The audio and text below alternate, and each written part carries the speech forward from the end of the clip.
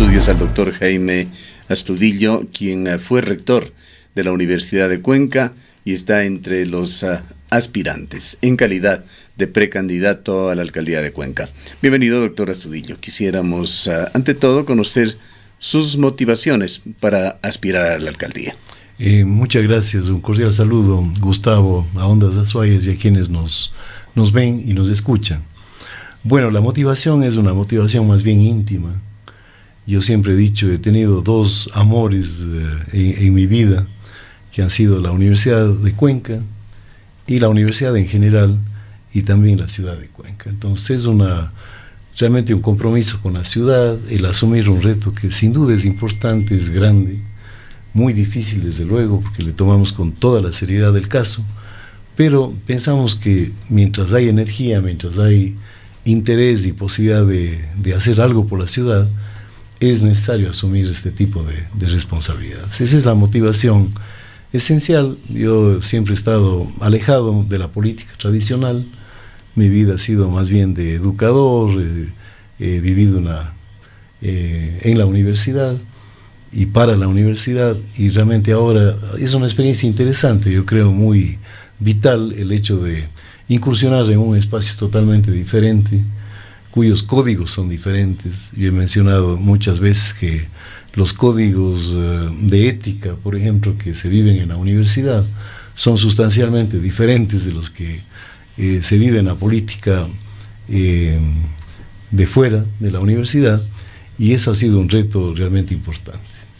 Ahora, doctor Astudillo, ¿cuál es la lectura que tienen ustedes con miras a participar en el proceso electoral del 2019, la coyuntura política de estos últimos tiempos, justamente con cara a las elecciones del próximo año? Vemos que ha habido mucha incertidumbre, mucha inseguridad por parte de quienes se estarían postulando a los procesos electorales que se vienen. ¿Cuál es la lectura que tiene usted? Bueno, el panorama no es simple, es realmente complejo. Se habla de que hay muchos candidatos. Yo creo que no, más bien hay un panorama más simplificado cada vez que se acercan la fecha límite de inscripciones, por ejemplo, ¿no?, que culmina el 21 de este mes.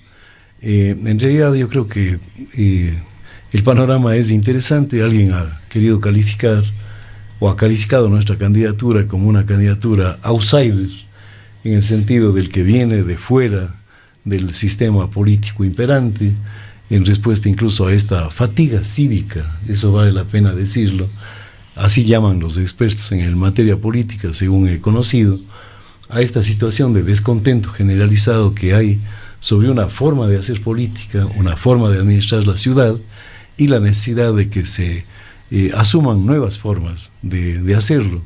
Entonces esta fatiga cívica yo creo que es real. Hemos constatado en el campo y en la ciudad del cantón que realmente existe, ¿no? Ahí está este cansancio y la búsqueda obviamente de nuevas formas de enfrentar el desarrollo de la ciudad y también de hacer política.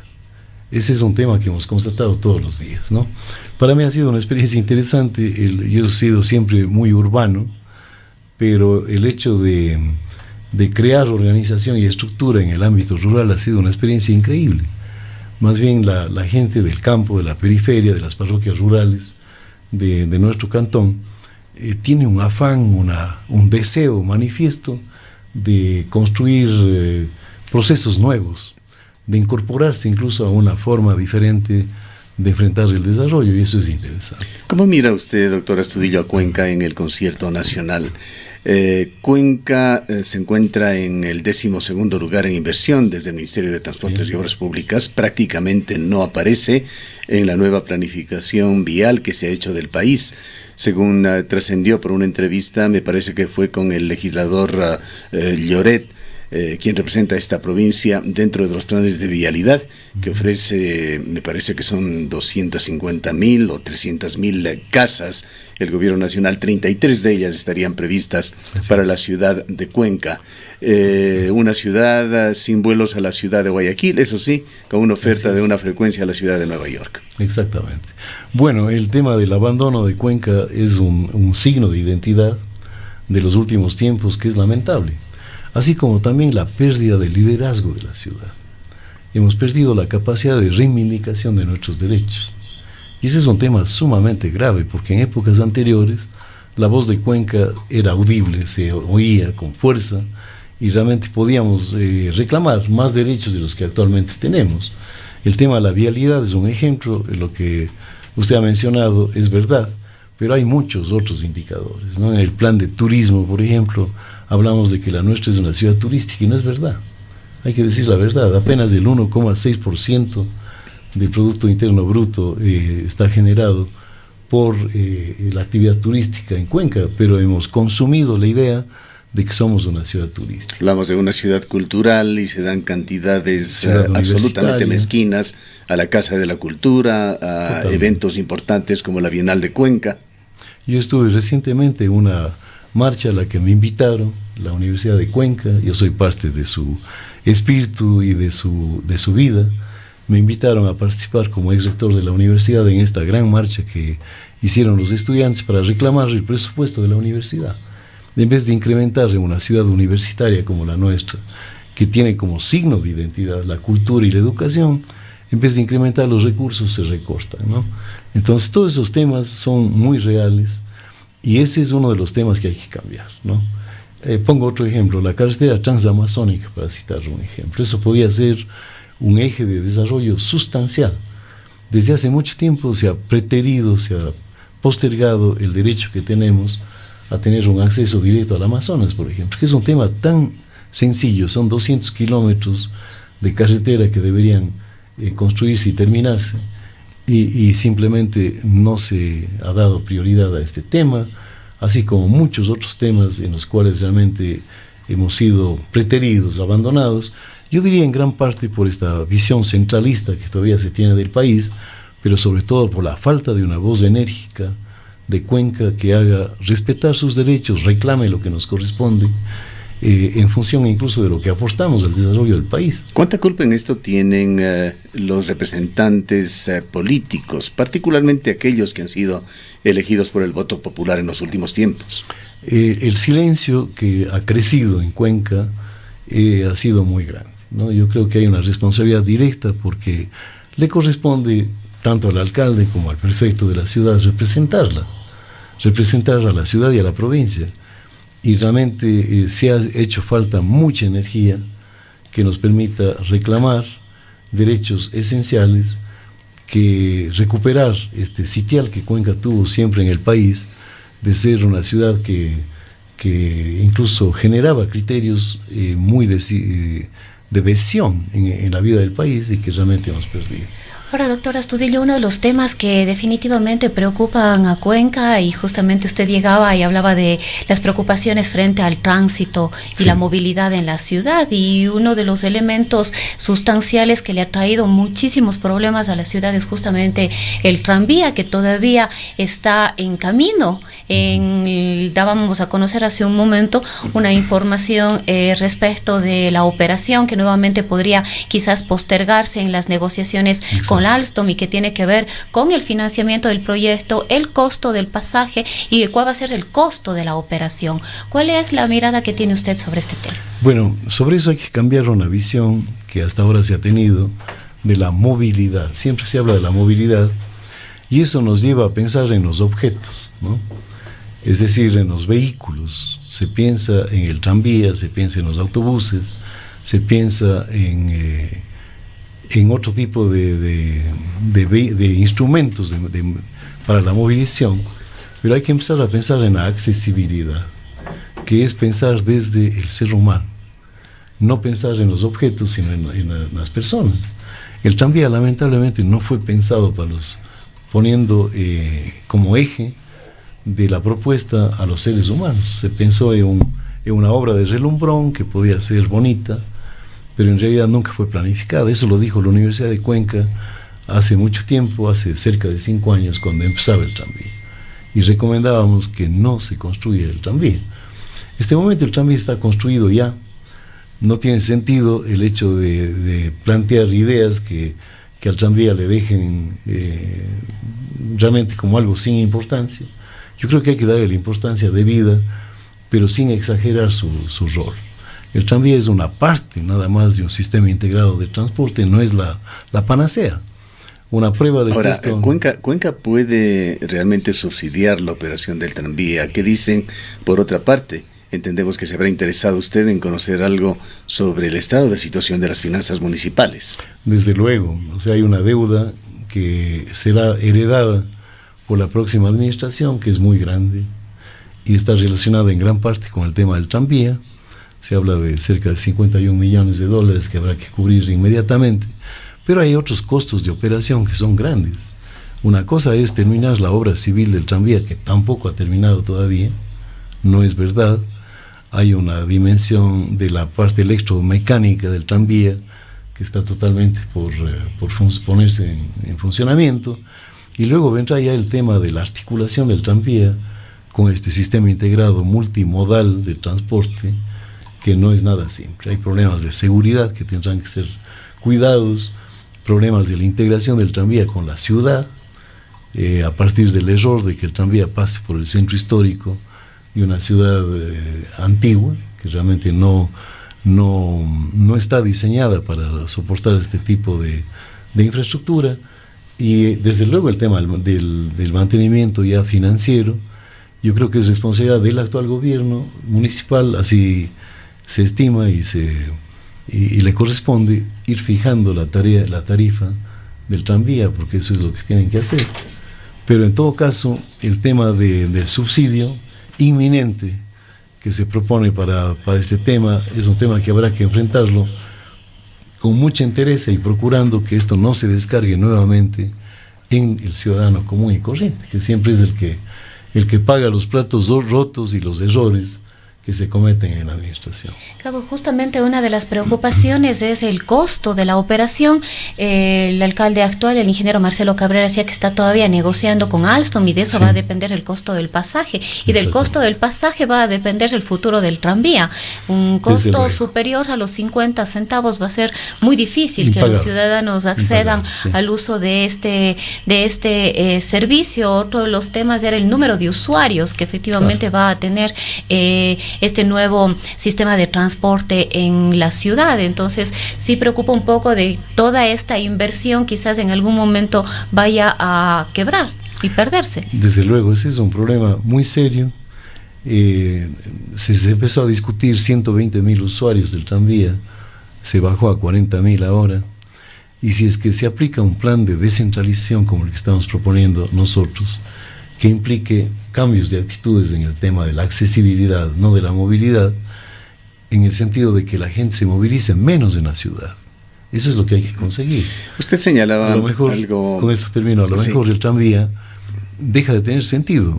Pongo un ejemplo muy breve. Si la gente de Ricaurte, que es una de las parroquias más pobladas, es una ciudad dentro de la ciudad, dejan de venir al Arenal a hacer las compras del mercado, si se crea un muy buen mercado en Ricaurte, posiblemente una gran parte de la población que usaría el tranvía va a disminuir.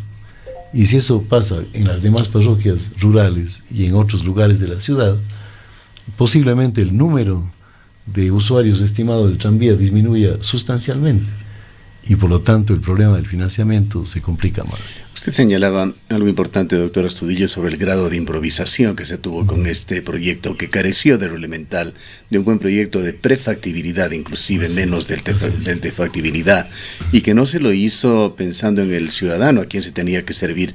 Mientras dialogamos en las imágenes, proyectamos a un grupo de ciudadanos que vino el día de ayer, una mezcla de conciudadanos, de cuencanos y de extranjeros, preocupados por lo que ellos señalan se está dando en la ciudad de Cuenca una cantidad enorme de atropellos. Señalan ellos tener información estadística que demuestra que Cuenca tiene un índice mucho más alto de atropellos de ciudadanos que fallecen en las calles por atropellamientos o que quedan lisiados con graves lesiones de por vida. Hemos hecho lo que debíamos hacer, conectarlos con la EMOV para que exterioricen sus preocupaciones, pero es un tema muy grave. Ellos señalan de la falta de educación del conductor de ese empoderamiento que hacen los conductores sintiéndose superiores detrás del volante sin respetar a ciclistas, a peatones, y con un sistema de tráfico sumamente complicado que no tiene precisamente en mente, como usted ha señalado, al peatón, al ciudadano. Exacto, hay que cambiar las actitudes, ese es uno de los temas, y es un tema no fácil, es muy complejo. Más fácil es construir pasos a desnivel, pasos deprimidos, que habrá que construirlos, porque hay nodos que son realmente críticos, ¿no? Cambiar la cultura de la movilidad. Pero hay que cambiar la cultura de la accesibilidad, o sea que es partir del ser humano. Por ejemplo, en el tema de la conducta cotidiana de los conductores, hacer que realmente se pueda convivir el uso del vehículo motorizado con otras formas de movilidad y de transporte, como es el caso de las bicicletas y el tema del peatón, recuperar la idea de que en Cuenca se puede caminar todavía. Eso es un tema complejo, pero hay que entrar en un proceso de educación y disciplinamiento, desde luego, para pacificar el tránsito en Cuenca, que es un tema muy complejo, y hay muchos mecanismos técnicos para hacerlo, ¿no? Pero yo insisto que hay que cambiar de mentalidad. ¿Cómo mira? El mismo hecho de pitar, ahora he notado yo que el uso del pito es una cuestión que genera una conmoción en la ciudad. Estamos construyendo una ciudad esquizofrénica, ¿no? Y paranoica a través de ciertos comportamientos. Por ejemplo, esto del uso del pito, que es una cuestión indiscriminada, ¿no? Eso realmente no contribuye a que Cuenca siga siendo la ciudad amable que queremos que en el futuro de pito, que es prácticamente vetado en otras ciudades del mundo que tienen un mejor nivel cultural para los choferes, un mayor conocimiento de las leyes, de los temas medioambientales, etcétera. ¿Cómo mira usted? ¿Cuál es su evaluación sobre la administración del ingeniero Marcelo Cabrera? ¿Con quién eventualmente usted se enfrentaría en las urnas? Bueno, yo he preferido siempre no hablar. Pero va a tener que hacerlo en la campaña, creo que es ineludible. Sí. Mejor empecemos ahora. Bueno, si usted quiere. La verdad es que yo prefiero no hablar de los demás, es la verdad.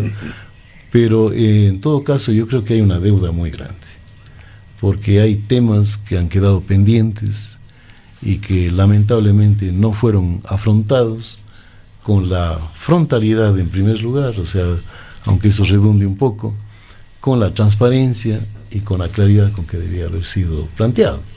Hay un discurso ambiguo que realmente nos ha preocupado mucho a los cuencanos sobre varios temas, y los cambios de actitud. Yo creo que hay que recuperar el valor de la palabra, hay que recuperar la franqueza para hablar los temas de la ciudad sin engaños, sin falsas verdades, y ese es un tema con el cual habría que empezar. Hablo, por ejemplo, y además hay que enfrentar cambios de las formas de hacer la administración municipal. Pongo un ejemplo, el tema de la vivienda, que es un tema muy complejo en el caso de la ciudad de Cuenca y del cantón. Hay un déficit de cerca de 20.000 unidades. Esto es tremendo, y permítame, porque es un tema que tenemos que refrescarlo diariamente con este enorme déficit de vivienda en la ciudad. No hay forma de catalizar ese proyecto de rieles de Monay. 4 o 5 grandes edificios con más de un centenar de unidades habitacionales, uno de ellos perfectamente terminado desde hace 3 años, y no hay autoridad que mueva para que se pongan ya a disposición de sus usuarios. Eso está pasando en Cuenca, y allí interviene la EMUVI del municipio, interviene el Banco del Instituto Ecuatoriano de Seguridad Social, interviene el Ministerio de Vivienda. ¿Qué es lo que nos está pasando? Yo creo que falta ejecutividad, justamente, ¿no? O sea, hay proyectos de vivienda que ya están concluidos, como usted menciona, pero el déficit de vivienda que se ofreció cubrir en una buena parte, porque si son 20.000 las unidades del déficit, cubrir 5.000 era importante. No creo que se inaugure o se ha terminado el 10% de ese monto. Y no es porque a lo mejor no se quiso hacer, posiblemente, sino que la forma de hacerlo pensamos que es la equivocada. No puede ser una unidad como la EMUVI pequeña la que se encargue de realizar la vivienda que se necesita en Cuenca. El municipio debería ser un promotor inmobiliario, es decir, ser capaz de dotar suelo de buena calidad, urbanizado y a bajo costo, para que quienes saben hacer vivienda lo hagan. Es decir, hay que volver al sector privado de la economía, que es el que sabe construir. Ahora, en este dicen caso. que el alto precio del suelo en la ciudad de Cuenca tiene que ver con la escasez del mismo. Desde luego. ¿Ve usted soluciones para esto? ¿Qué propondría como solución alcalde? sería que el municipio actúe. Hay terrenos que son todavía útiles para proyectos de vivienda en la ciudad. El municipio debería asumir la tarea de urbanizar esos terrenos, ofrecerlos a bajo costo al mercado. ¿Puede ubicar uno o algunos de estos terrenos? Bueno, hay ¿En qué varios zona de que la están ciudad? cerca de la ciudad. Estamos justamente en un mapeo en este momento para que la propuesta sea concreta. Habrá de momento para hablar ya de las propuestas en concreto en el futuro inmediato. Un mapeo de esta disponibilidad de terrenos que podían acceder al dominio municipal para urbanizarlos y ofrecerlos a bajo costo. Eso daría la posibilidad de que el municipio controle dos condiciones. La una, la calidad de la vivienda que deba ser construida. En Medellín hay un ejemplo espectacular. En la zona controlada por la guerrilla en algún momento, el alcalde de Medellín propuso una construcción de viviendas para pobres, cuya primera condición era que la calidad sea igual o mejor que la vivienda de los ricos, porque así debería ser. O sea, la calidad tiene que ser garantizada, y luego, al ser ofertado terreno de bajo costo, el municipio puede controlar también el costo de la vivienda. ¿Qué opinión tiene usted sobre los megaparques que han sido recientemente inaugurados por el municipio de Cuenca, que utilizan este tema? Usted, como un educador, conoce perfectamente el significado de megas. Y parques Sí. hay en el mundo que superan las 100 hectáreas, 150 megas, hectáreas, que son realmente megaparques. Pero en todo caso, la parte positiva de esto es que se tenga siempre el interés de mantener áreas verdes, en otros casos de rescatarlas y de garantizarlas para el futuro. Su opinión sobre estos temas y qué se debería hacer en este aspecto medioambiental, ecológico de la ciudad. Bueno, el tema de los parques que han sido construidos, yo creo que es un aporte sin duda positivo. Hay que decirlo con entereza, porque eso ayuda en alguna medida a yo diría, superar este déficit cualitativo que tenemos de metros cuadrados de área verde por habitante, que es muy bajo en el caso de Cuenca. Se recomienda 15 óptimamente, y nosotros estamos bordeando los 6 o 5, ¿no? Entonces realmente es muy bajo. Y Cuenca tiene condiciones de ser una ciudad verde, debe ser una ciudad verde. Entonces la propuesta no solamente sería mantener esta línea de generación de áreas verdes en toda la ciudad, pero hay que generalizar la siembra, por ejemplo, de árboles en la ciudad. Quito tiene por lo menos 2 parques que se aproximan a estas cifras, sí, megas del orden de 100 hectáreas. Sí, es verdad, ¿no? Y el efecto que esto causa en una ciudad como Nueva York, Central Park, por ejemplo, es Central realmente Park, en definitivo. Ibirapuera, en Sao Paulo, y así por el orden. Sí, sí, el Retiro en Madrid, etcétera, ¿no? Son realmente áreas verdes que condicionan el desarrollo de la ciudad. En el caso de Cuenca, yo creo que hay que empezar por proteger el cinturón verde que todavía queda alrededor de la ciudad. Cabo Gana es un sitio que tiene muy baja densidad poblacional, muy cerca de aquí. Entendemos que está en manos privadas, pero en las cuales el gobierno municipal podría actuar regulando para que se garanticen áreas verdes. Es importantísimo pulmón de la ciudad a futuro. Pulmón de la ciudad. Entonces es una medida tan simple, en realidad, pero es proteger del desarrollo urbano desordenado, caótico que en este momento se tiene, en este cinturón verde que es tan exiguo, es tan pequeño, pero que realmente es importante. Esa es una medida, por ejemplo, al que hay que adoptarla al inicio de la administración. Hay una zona en el valle que debe ser protegida. Obviamente hay que proteger las riberas de los ríos, que son las únicas franjas verdes que realmente nos quedan en la ciudad. Y todo esto es cuestión simplemente de una decisión municipal que ponga vetos, ponga controles al crecimiento urbano desordenado. Además del tranvía, ¿qué haría usted sobre transporte público? Es realmente alarmante lo que sucede en la ciudad de Cuenca, cuando muchas ciudades en el mundo lo acaba de hacer. Bonn, en Alemania, prohibir directamente la circulación de vehículos a diésel.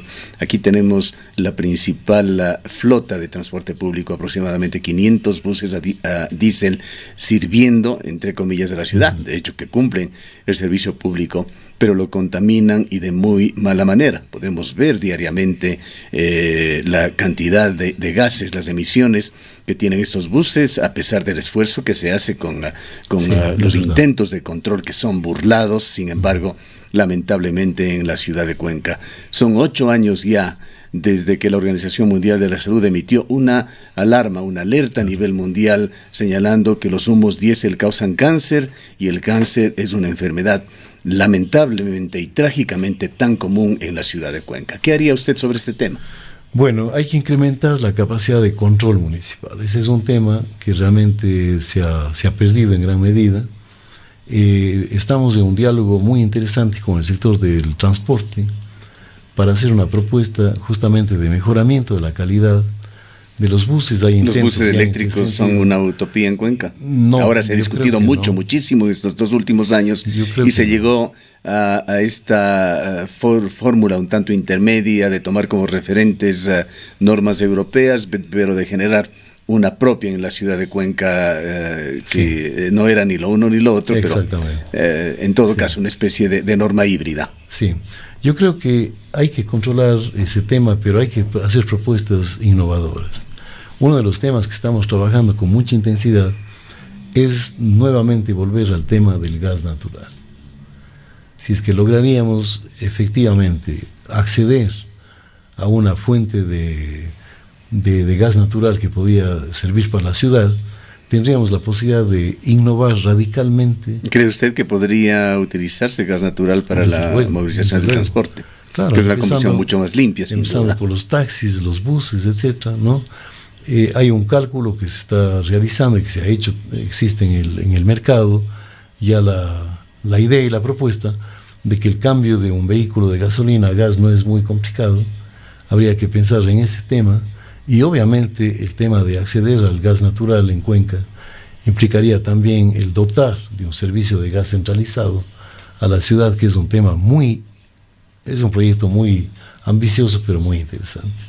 ¿Qué otros temas tiene usted en su agenda que se convertirían en propuestas de campaña? Bueno, en principio hemos planteado 4 ejes fundamentales que articulan toda una propuesta. La una es la defensa del agua en nuestra ciudad. Ese es un tema fundamental. Una ciudad privilegiada por el acceso a fuentes hídricas realmente de importancia, nos plantea la necesidad de proteger este líquido vital y además hacer que se convierta en un símbolo de la ciudad del futuro. Entonces, la defensa del agua, que implica, desde luego, tomar también posición sobre el riesgo o los riesgos que este momento las fuentes de agua tienen en nuestra ciudad y en nuestro cantón. El tema de la explotación minera. Esto va de la mano justamente con minería. ¿Cuál será su posición sobre la minería, que sigue amenazante? Acaba de exaltar de alguna manera el Ministerio de Energía y Recursos Naturales No Renovables el proyecto de factibilidad de Quimsacocha. Está orgulloso el gobierno de este proyecto y dice que desde el 2021 se comenzará a explotar. Sí, es verdad. Y además de eso, aproximadamente un 27% del territorio cantonal en este momento está concesionado ya a compañías mineras. De tal manera que el tema es alarmante, ¿no? Hay que pensar en una minería responsable realmente. Debe haber minería que no dañe las fuentes de agua. Y nosotros hemos pensado incluso en un mecanismo que podría fortalecer esta lucha en defensa del agua en el caso de Cuenca, que podría ser una consulta popular que defina la posición de la ciudad frente al tema del agua. Desde luego que hay una tarea. Se hizo ya una consulta popular relacionada con la minería en las pasadas elecciones. Desde el resultado luego fue de un apoyo abrumador de todos los habitantes de la SOAY. Es así. Lamentablemente es un tema que no está cumpliéndose, porque el proyecto de explotación minera es un proyecto que viene incentivado desde el propio Estado y el gobierno, ¿no? Entonces, a pesar de la resolución que se adoptó en febrero, realmente nosotros pensamos que un mecanismo válido podía ser una consulta local que defina el tema del agua definitivamente. O sea, concluyamos, lamentablemente sí. El tiempo no nos da para mucho más, doctor Astudillo, Ya. con un tema siempre actual, el de la ética y la política. Estamos asistiendo a un capítulo más de este desastre nacional en términos del deterioro ético, moral de los políticos, con la urgencia de cambiar nuevamente a una vicepresidenta de la República. Los cuencanos, usted lo señalaba anteriormente, hemos perdido prestigio de alguna manera a nivel nacional, también por la oscura participación de muchos de nuestros representantes que se han visto envueltos en temas de corrupción. ¿Cómo aspiraría usted a manejar este tema, esta característica, este atributo en la administración pública? Hay que recuperar esa noción de que Cuenca ha sido siempre honrada y eficiente. Ese es uno de los temas, y esto hay que hacerlo con la participación de la ciudadanía. Hay una propuesta nuestra que es ambiciosa también: cero corrupción en la administración municipal. Y para lograrlo, no basta solamente el esfuerzo del alcalde, no bastará el esfuerzo de un equipo, tendrá que haber participación ciudadana. Esta es una tarea difícil porque mucha gente nos ha dicho, es tan difícil controlar eso porque la corrupción está dentro del ser humano. Y hemos dicho, eso no es verdad, ¿no? Hay miles de personas en esta ciudad, en el cantón, que han vivido exclusivamente de su trabajo, que es gente honesta, y que es esa gente honesta la que debe ayudarnos a controlar la calidad de la administración municipal en torno a este tema del manejo de los fondos públicos y del manejo del negocio de administrar la ciudad, porque es así, hay que entenderlo. Por lo tanto, hemos planteado, entre otros mecanismos, una comisión de la verdad que esté integrada por gente muy destacada de la ciudad, que tenga honradez probada y que nos ayude a controlar desde el tema de contratos, dotación de puestos de trabajo, etcétera, etcétera, ¿no? Todos los trámites municipales, a fin de evitar esto que es de la vida cotidiana. ¿Qué atributos quisiera ver usted en el nuevo vicepresidente o vicepresidenta de Ecuador? Bueno, yo pienso que debe ser, en primer lugar, incorruptible.